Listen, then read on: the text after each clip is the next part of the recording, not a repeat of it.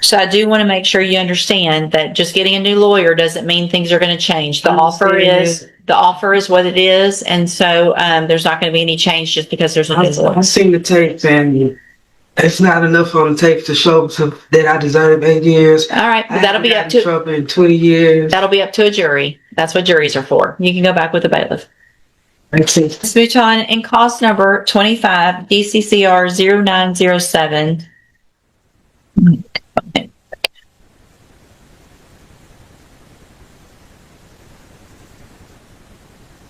Before we go forward, I'm going to take judicial notice of the court's file.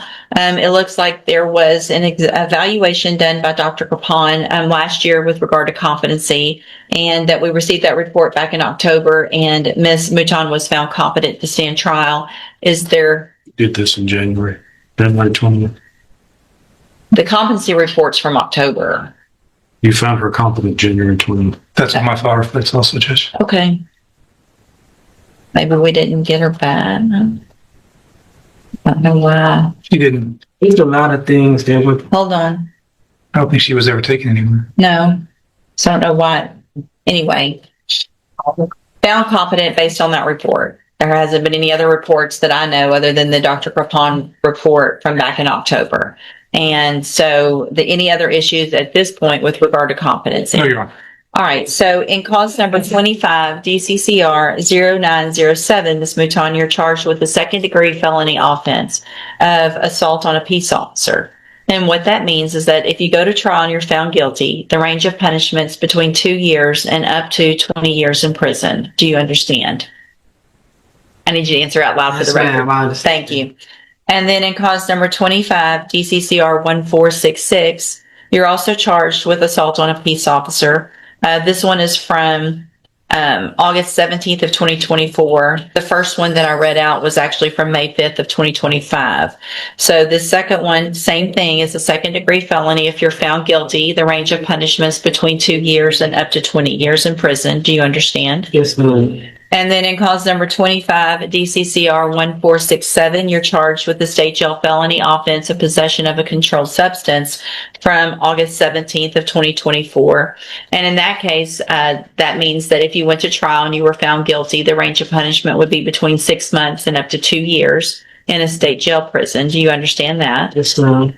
And then in cause number 25, DCCR 1468, you're charged with assault on a peace officer, and this is from that same date of August 17th of 2024. Again, if you're found guilty by a jury, the same punishment range applies, which is between 2 years and up to 20 years. A routine courtroom session quickly turned into a series of life-changing decisions as defendants faced charges ranging from assault on a peace officer and drug possession to probation violations and serious felony offenses.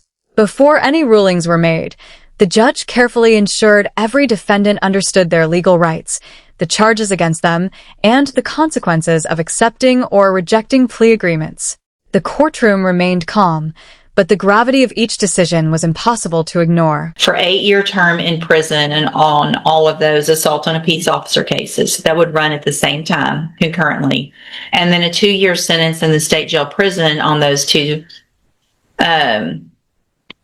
The offer was actually we would dismiss the state jails, Judge. Okay, so there would be a dismissal in the 2 state jails with, I'm going to make that notation. But I just signed paperwork refusing 2 years for both of those. You did. So obviously the bigger cases are the 8-year terms. So what the offer is, and so that we're all on the same page, it would be 8 years TDC on the 3 assault on a peace officer cases with dismissals in the 2 state jail cases.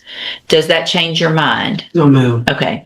So you have every right to reject. Probation. Hang on. So you have every right to reject those offers. I just need to make sure that you understand what the possible consequences are if you go to trial, Yes, ma'am. what your options are if you wanted to enter a plea of guilty, and you understand all of that. Yes, ma'am. And you want to reject those offers and have your cases set for trial. Yes, ma'am. All right, we'll get them set for trial. Ms. Mouton, Listen. Just listen. Mr. Rojas has been appointed to represent you. He's one of the attorneys who handles a lot of cases for me as a court-appointed attorney. With your permission, I can release him and appoint another attorney who could begin preparation for trial a little quicker. Is that okay with you? Yes, ma'am. I thought you was trying to make me keep him. Well, it wouldn't be the worst thing because he's one of the best lawyers we I have. understand. So, Mr. Rojas, you're released, and Miss Mouton will give you a new attorney. They should be out to see you very soon to begin preparation for trial. You can go back with the bailiff. Also, hold on, come back. Mr. Smith, do you anticipate there would be any reason for that offer to change Judge, I thought that was a very generous offer. that you've reached just for a 5-year deferred probation? There would be a $500 fine. You would be required to follow all of the rules and conditions of probation, and that would likely include mental health treatment so that you can stay on the right path and be able to be successful. Is that your understanding? Yes, ma'am. Also, that there would be a dismissal in clause number 25 DCCR 0170 as part of that. Is that correct? Yes, ma'am. Also, do you understand, if you're not a U.S. citizen, that a plea of guilty or no contest may result in your deportation, exclusion from admission to the country, or denial of naturalization under federal? One of the most dramatic moments came when a defendant rejected an 8-year plea bargain despite the judge's repeated warnings that changing attorneys would not change the prosecution's offer. The judge explained that a jury trial carried the risk of a much harsher sentence, yet the defendant stood firm. Respecting that constitutional right, the court appointed new counsel and scheduled the matter for trial, setting the stage for a potentially high-stakes courtroom battle. As soon as you start your probation with regard to mental health or anything else, okay? Yes, ma'am. And so we'll see you back at sentencing.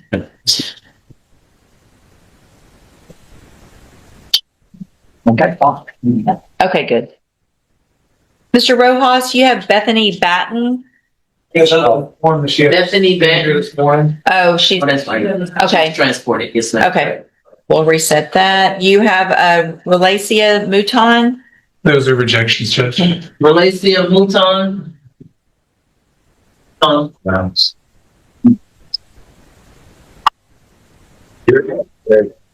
Morning. Good morning. Good morning again. Good morning. Okay, it's nothing. There's 5 cases. I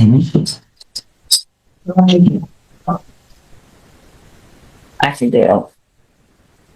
Are both of those?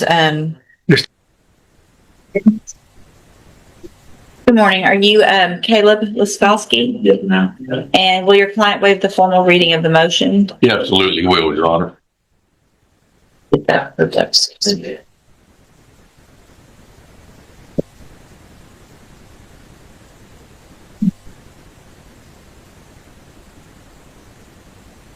Mr. Laskowski, in cause number 2137917, I have a motion to revoke your unadjudicated probation. Shows that you were placed on probation January 3rd of 2022 for the offense of evading detention with a motor vehicle. And that was a 5-year deferred probation. Is that correct? Yes, ma'am. The motion alleges that you violated your probation. Count 1 alleges that you committed the offense of possession of a controlled substance February 16th of 2022 in Hardin County, Texas. And is that true or not true? True. Count 2 alleges that you committed the offense of possession of a controlled substance on February 16th, 2022 in Hardin County, Texas. And is that true or not true? True. Count 3 alleges that you provided a urine sample on March 29th of 2022 that tested positive for methamphetamines, amphetamines, and benzodiazepine. And is that true or not true? True. Count 4 alleges that you provided a urine sample April 14th of 2022. The hearing also highlighted the court's focus on competency and fairness. Before allowing certain cases to proceed, the judge reviewed psychological evaluations to determine whether defendants were mentally competent to stand trial. In another case, a robbery defendant was found incompetent and ordered to undergo inpatient competency restoration, demonstrating that the justice system requires defendants to fully understand the proceedings before facing trial. That have your signature on them that the state has marked as exhibit number 1. Before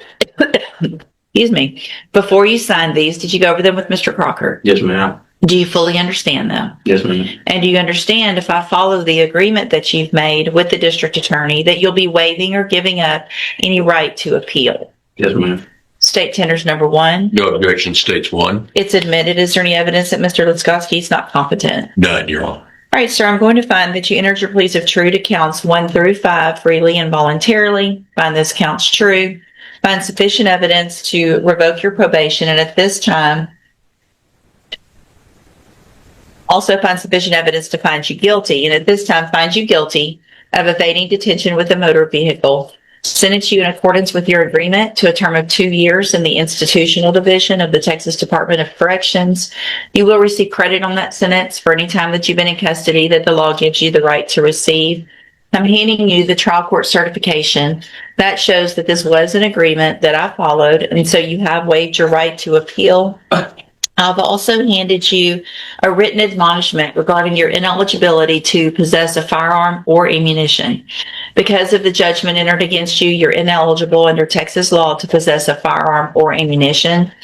Possession of a firearm or ammunition could lead to charges against you. If you have questions about the laws that make you ineligible to possess a firearm or ammunition, or about how long that lasts, you can talk with Mr. Crocker. All right. All right, good luck to you, sir. You can go back to the bailiff. Thank you for being here. Mr. Smith. Yes, sir. All right. See, Mr. Brian Lane, you've got Heyman Brandon. Yes, ma'am. And I need to bring you a few things. Well, he's here, so we'll. Okay, hold on, Sharon. You can go ahead and bring him. What's that, Judge? You can bring him.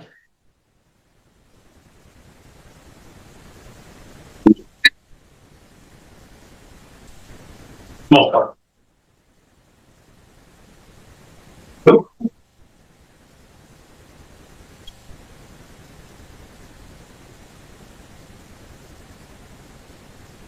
Good morning. Are you Heyman Brandon? Yes, ma'am. And this is 21-36605. And it looks like, number one, Mr. Brandon is charged with first-degree felony offense of murder. And Dr. Rapon. Another emotional case involved a probationer who openly admitted violating multiple probation conditions, including drug use and unpaid court fees. Although the court found sufficient evidence to revoke probation, the judge recognized the defendant's progress, employment, education, and family support. Instead of imposing immediate imprisonment, probation was extended with stricter supervision, mandatory drug treatment, and continued rehabilitation requirements. Request a bench trial. And we're moving into an insanity. I need an insanity valuation at the time of the offense. So I've got with Dr. Rapon. I'm supposed to meet with him. I just need a little time to get that. The state, after I get that, then we'll move forward. And Okay. yeah. Do you think he can get that done in 30 days? He's already done the competency. I would think he would be able to. When he came back from the state hospital, when he was deemed competent, I called Dr. Rapon. Dr. Rapon kind of jumped the gun a little bit and thought I was talking about a competency. I already got a competency from went out and did a competency, Right. and then billed me. But then, so I was like, it's like, take off a second. So, Okay. So he's making an appointment with me. So I anticipate next couple of weeks I'll be to him, and he'll maybe. We'll do 30 days. And if you don't have that back, let us know right before that court date, and we can reset it without you guys having to come here if he's in the middle of getting that report ready. Yes, ma'am. Okay. All right. You can go back with the bailiff, Mr. Brandon. Right now, yeah. See, Mr. Kevin Lane, Yes, sir. you've got Ahmad LeBlanc. He's in custody. What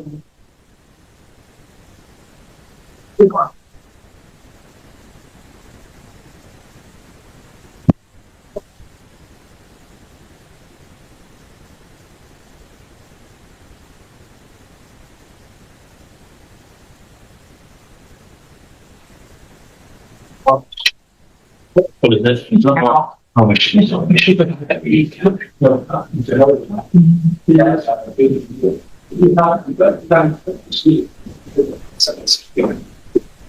Malfino, Ahmad LeBlanc.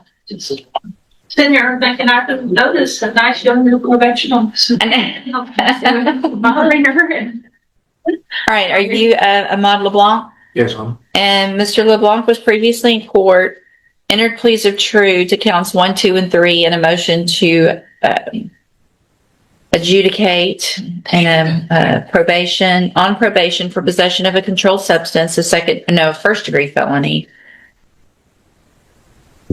Hold on, that's not right. On probation for aggravated assault, new allegation is a possession of a controlled substance in Chambers County.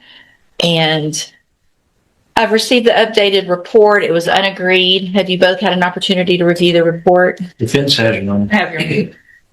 Any additions or corrections to the report? None from defense. Only any additional that Ms. Shagwa may have from the probation department, Your Honor. And is this the one I believe Chambers County rejected the charge. January 28th, Your Honor. Okay. Or refused it.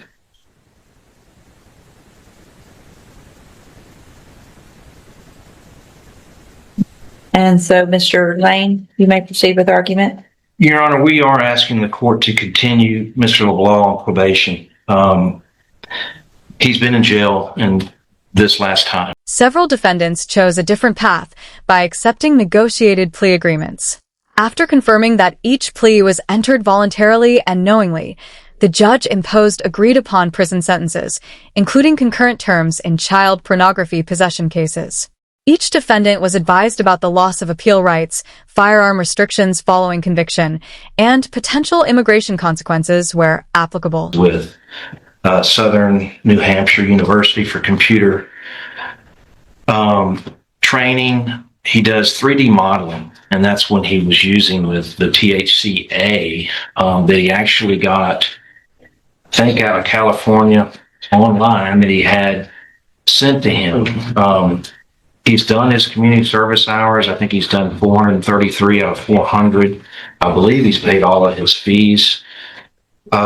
This was his only hiccup. He reported his arrest, I think, the next day after his arrest. And then when the warrant came out, which was, I think, January the 20th, he hired me and then surrendered to the court. Your Honor, his mother is here. She's very, very much supportive of him, and I don't believe he'll use any more THC products. We are asking that the court, there is another plan to extend him for a year, drop program, and another drug assessment, and we would ask that the court follow that alternative. Ms. Malfina?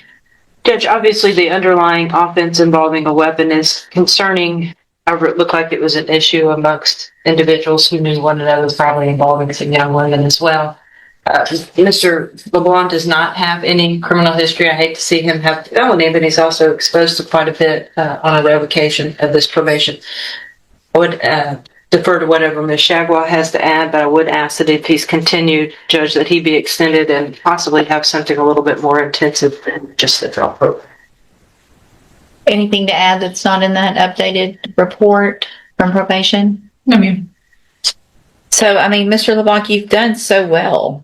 Better than most you've done. So the fact that you've done all your community service, you paid your fees, you've reported like you're supposed to. Obviously, you understand that you cannot use any type of THC program, THC in any form, whether it's legal here, legal in another state. If you test positive, there's no way for us to know if it's legal or not legal. And so you're not supposed to use it. If it's going to show positive in a drug screen, then you can't use it. You understand? Yes, ma'am. All right. So what I'm going to do is find that you entered your pleas of true to counts 1, 2, and 3 freely and voluntarily. Find this counts true. Find sufficient evidence to find you guilty and revoke your probation. But I'm not going to do that today. I think you've come a long way. You're almost at the end of your probation. I'm going to continue you. I'm going to extend you for 1 year. Conditions are going to be that you'll be on the high, and I don't know if he'll still be in Harris County. And so whatever they have that's comparable to what I'm ordering is what you're going to have to do. You're going to be on the high medium caseload. You'll be,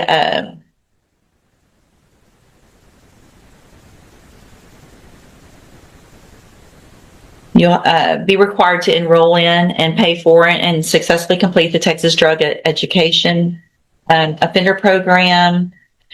You'll obviously have to test negative. There's going to be a new substance abuse assessment done. If there's any issues that they find that you need more treatment than what we've already saying, then you'll be required to comply with whatever that is. Do you understand? Yes, ma'am. Okay. So this was an agreement. So you do have some rights to appeal. You can talk to Mr. Lane about that. And I need you guys to sign this, Mr. Lane, please. But you'll be released, and the first thing you do is go to probation and make sure you get everything taken care of like you're supposed to, okay? Yes, ma'am. All right, good luck to you, sir. Thank you, Ralph.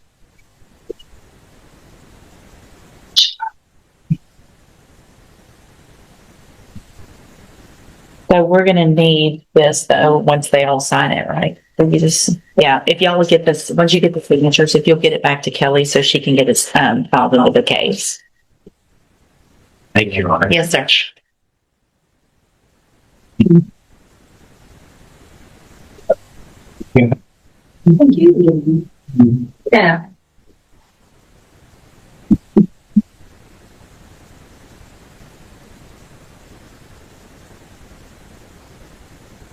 Hey, Judge Walker, you have Paul Nelson. Yes, ma'am. Paul Nelson. Yes. Yeah. Have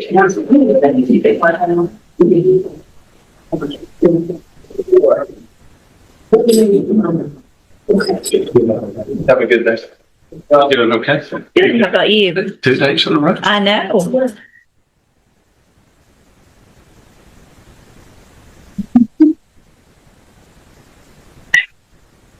Good morning. Are you Paul Nelson? Yes, sir. And will your client waive the formal reading of the indictment in each of the cases? Yes, Your Honor.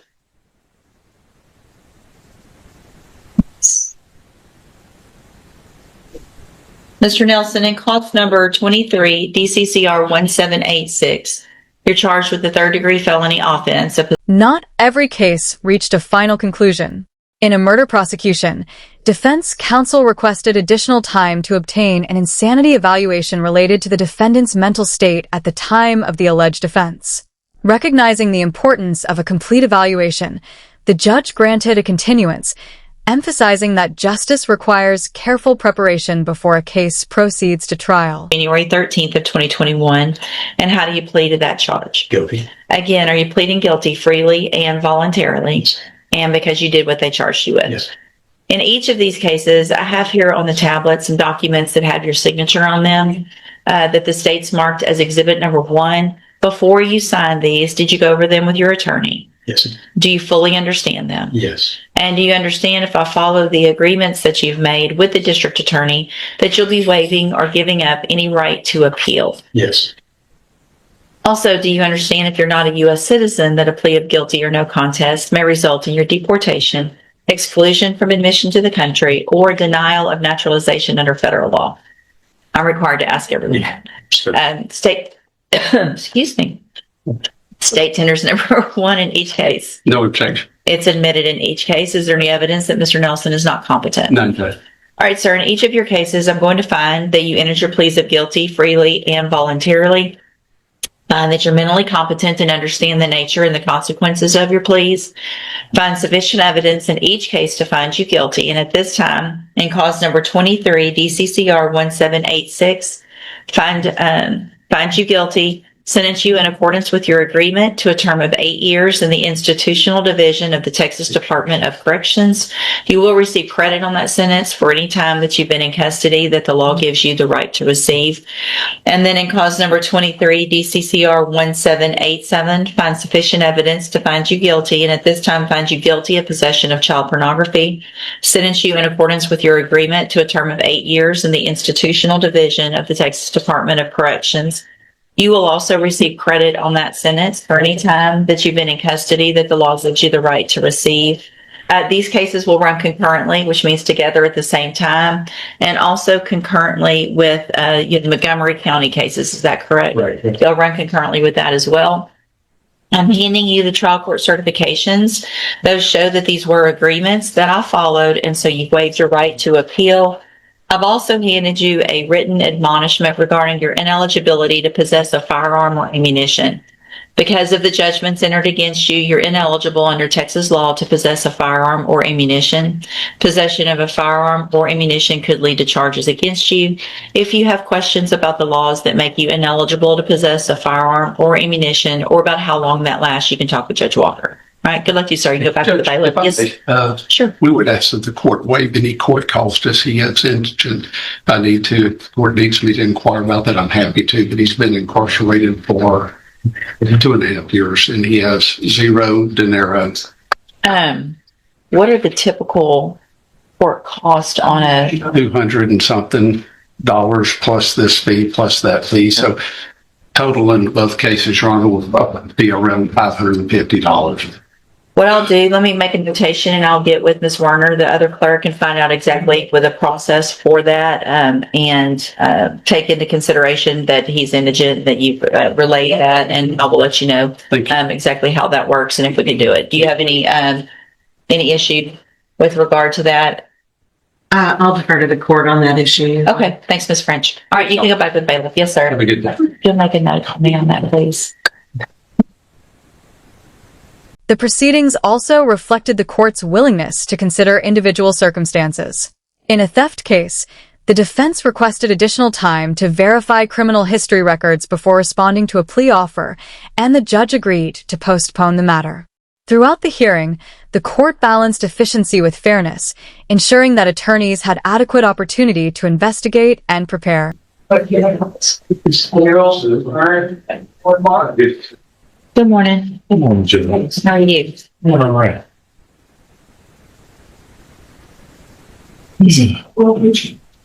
Oh, that's it.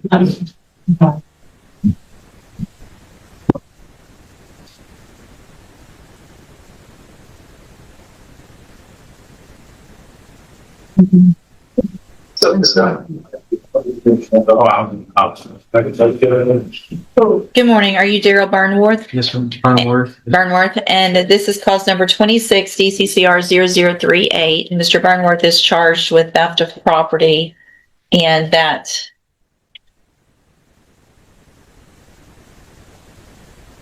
looks like it's it was titled a first degree felony, but it was amended for the value to be of $30,000 or more, not $300,000. Is that correct? That's correct. What level offense does that make it? That makes it a third degree. Okay. Then, with everyone's permission, I'm going to make that notation on the indictment. I didn't when I amended it, but that way it won't be confusing when anybody looks at it. So I'm going to take care of that. All right. So third degree felony offense of theft of property. So what is the announcement? Judge, I have been talking with Mr. Burnworth, and there are some questions that he brought to me in regards to his criminal history that went to the offer that was made by Ms. French at this time. All of his history is in Louisiana, so I just need to verify some things for. Okay. So if I can just get a couple of weeks, I think we'll be able to get this one resolved. Okay. Any issues, Ms. French? None at all, Your Honor. All right. We'll reset it to either 2 or 3 weeks, depending on the dockets. All right. You can go back with the bailiff. Mm-hmm.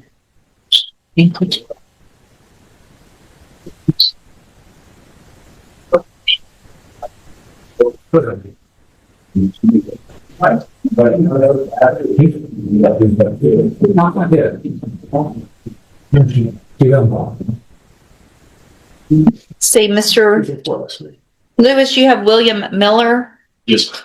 William Miller. And this is Mr. Coleman. Yeah, I think he's the report came back incompetent. Correct.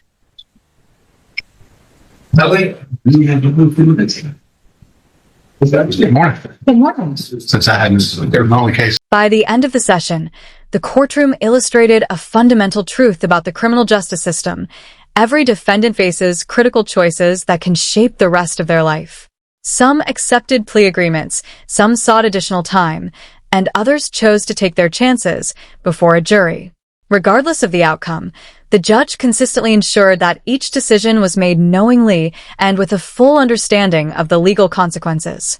Okay, the exam date was March 5th of 2026. The finding in that report is that Mr. Miller is currently not competent to stand trial, and that inpatient competency restoration would be warranted for him to regain competency. Is there any other relevant evidence? Overstood, Your Honor. Yeah. Nothing else, With regard nothing to else from the state. competency. No, Your Honor. Nothing from the defense. Then based on that and based on the report by Dr. Grimsley, I am going to find that Mr. Miller is currently not competent to stand trial. Order that inpatient restoration is warranted for competency restoration and that he be sent to the appropriate facility for a period of not to exceed 120 days from the day you get to that facility. So, Mr. Miller, you'll get sent to a hospital. Thank you. And they'll get you taken care of so you can understand everything better, and then we'll get you back to take care of your case. Okay? You can go back with the baby. All right, thanks, yeah. Yes.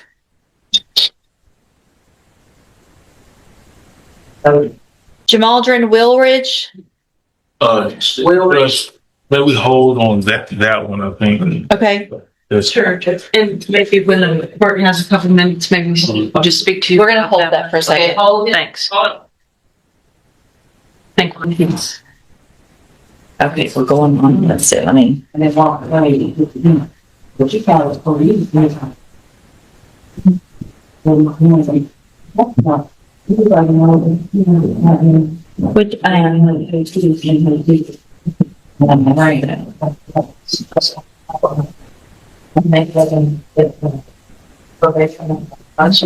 going on all of the counts. It looks like Yes, to enhance. to a third. It's gonna take me a second. I'll figure it out. Mr. Bell, in cause number 26, DCCR 0139, you're charged with the state jail felony offense of theft of property with previous convictions from September 25th of 2025. The indictment alleges you were previously convicted of theft May 18th of 2018 in 2 cases, and then after that was final December 3rd of 2021. And then the indictment further alleges that you were previously convicted of the state jail felony offense of unauthorized use of a vehicle June 24th of 2019. And after that was final, you were convicted of evading arrest or detention with previous convictions of state jail felony November 8th of 2021. And after that was final, you were convicted of burglary of a building. Today's docket shows that every case is different, but the lesson is remarkably consistent. Some defendants received mercy. Others accepted prison sentences.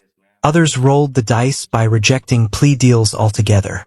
In every case, the judge made sure each person understood the consequences before making a decision. That's one of the most important safeguards in the criminal justice system, and it can determine the course of someone's entire future.